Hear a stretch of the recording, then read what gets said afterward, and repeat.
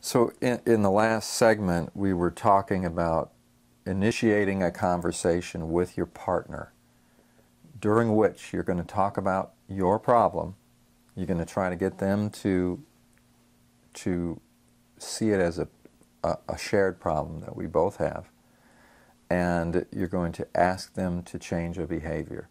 And we follow a 3-step process where we talk about our goals, we talk about our roles, and then we talk about procedures, what's going to change going forward. Mm-hmm. So in the example of the rings, we're trying to get some goals established here in terms of preserving the furniture or whatever the situation is, roles, who's going to play what role, who's responsible for what, and the procedure gets down to the behavior that needs to be changed, which is getting me to agree that from now on, when I'm sitting at one of our wood surface tables, I will put a coaster under the drink, okay? And then if I don't give you that agreement, then we haven't completed our conversation.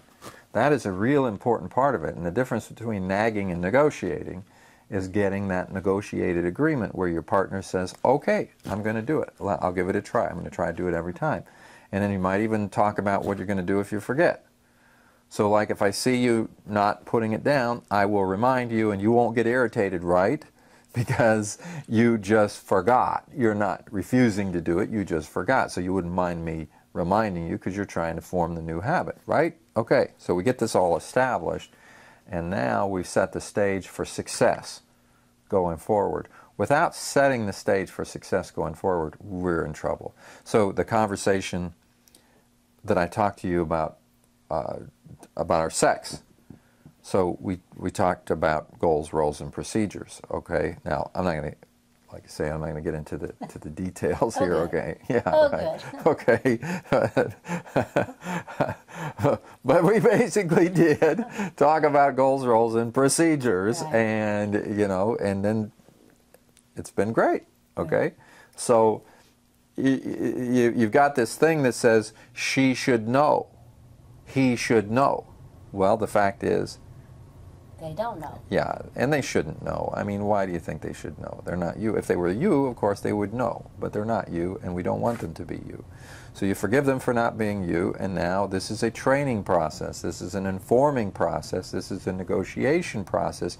Well, the fact of the matter is sometimes you encounter resistance in this phase, in this discussion. And we've got to be able to deal with that resistance. Right. And sometimes negotiation is very difficult. Now, I guess I should make this comment that what I do for a living is I do training in conflict management and negotiation and all these kinds of things. And most of that relates to conflict in the workplace and that kind of thing. But it very easily adapts itself to any kind of relationship. And so what we're doing is trying to apply some of these same principles here in interpersonal relationships. So in negotiation, sometimes the negotiation gets pretty tense, and in conflict in the workplace. Of course, what happens in the workplace is people escalate, and they make EEO complaints, and sometimes they go postal, bring a gun into work. I mean, I mean, just about anything can happen. Yeah. Just about anything can happen in a relationship. So, two people getting together, it goes south, and generally there's a reason why these things go awry, and the reason is because people aren't following the steps properly, and they're not being sensitive, and they're not tuning into each other, and they're reacting. So one person pushes the other person's buttons, and then when your buttons are pushed, then you push the other person's button, and it just escalates. Yeah, and this happens in homes, and you don't have somebody there who's a mediator to bring objectivity. Yeah, it just happens, and somehow you've got to be your own mediation force, which means you have to bring as much objectivity as you can. You've got to think before you speak. You've got to try to plan these negotiations and these conversations and think about them. your relationship is at stake. It's important. Well, that's it right there. I think that's so important to bring up almost every time we have these discussions, is that your relationship is at stake.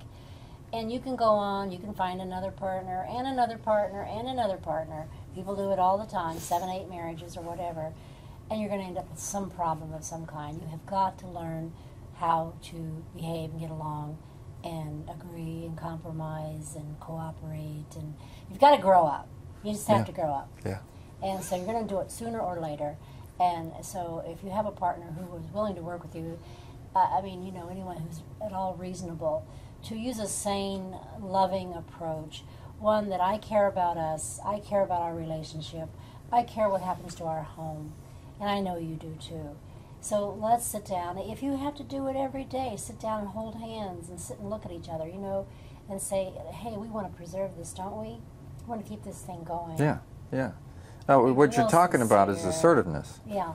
It's assertiveness. The opposite of assertiveness is you, in your mind, having all of this stuff about how the other person should be and what they should already know and why they shouldn't already, but you don't say anything.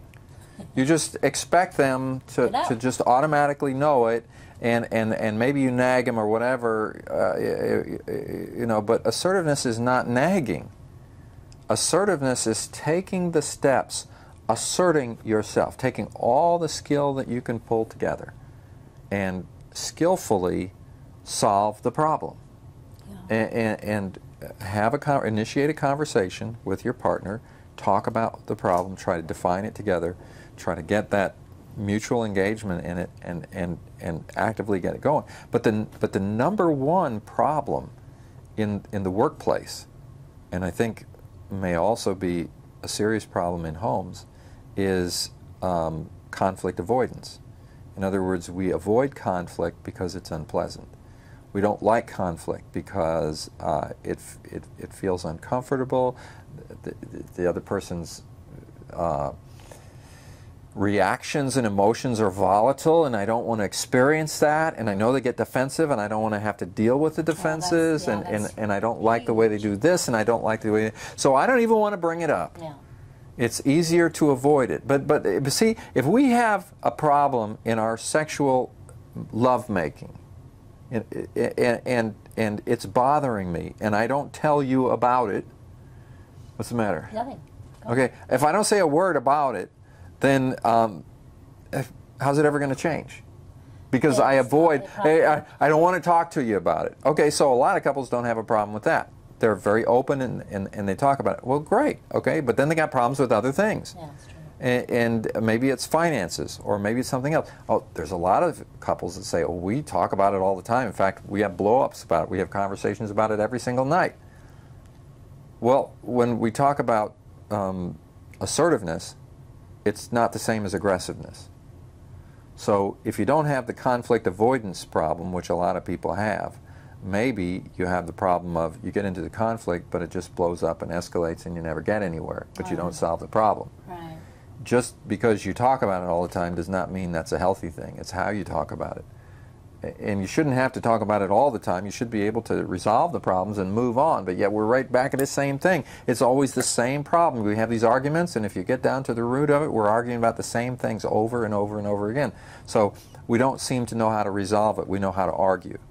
And assertiveness is more than just getting aggressive with somebody else and telling them what you don't like about their behavior and you hate this and this is a problem. That's not assertiveness. Assertiveness so you're taking things more in hand. Yeah, in a logical, not in an emotional, aggressive, mean kind of way. You're taking it more. You're asserting the sanity in the situation and how we can cope with this, how we can work with it together as a team. Right. You're just you're just being assertive in the sense that you've come up with some ideas that maybe will work for us in this situation. Right. That will solve this problem. Right.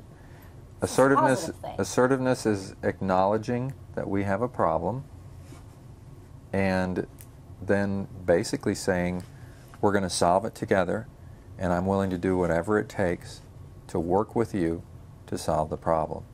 So you're asserting yourself, your whole being, your skills, everything that you have in the direction of solving the problem.